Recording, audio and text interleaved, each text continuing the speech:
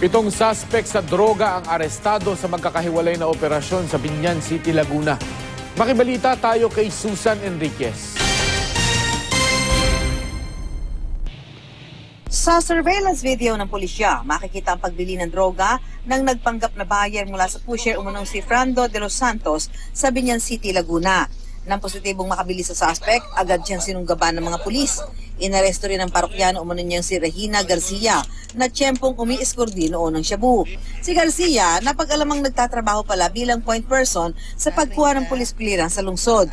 Aminado si Garcia na umi-escort siya ng shabu sa suspect.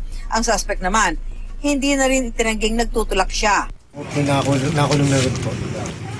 Bali, nagsusupply kayo ng... Hindi po ako nagsusupply po. Bali siya po nag-play po sa akin. Bago nahuli po siya, wala na rin po ako nga. Kanina ho nyo binibenta yan? Sa mga kaibigan na po. Nakuha sa kanya ang 7 pakete ng hinihinalang shabu at marked money. Ilang minuto lang ang pagitan, naaresto naman sa Barangay San Antonio ang 3 drug suspect. Listadong bumabata kumano ng droga sina Roberto Cardoso, Florodem Reyes at Ian Dick Reyes. Hindi na nagbigay ng pahayag ang 3 suspect. Sa Barangay Malaban naman, naaresto ang mga pusher umunong sina Rose Carino at Cherry Vargas. Hinuli sila matapos positibong mabilhan ng iligal na droga ng mga pulis. Nakuha sa kanila ang 7 sachet ng hinihinalang shabu, drug paraphernalia at buy bust money. Noong una, itinanggi pa ni Carino ang paratang pero umamin din kalaunan. Wala namang pahayag si Vargas.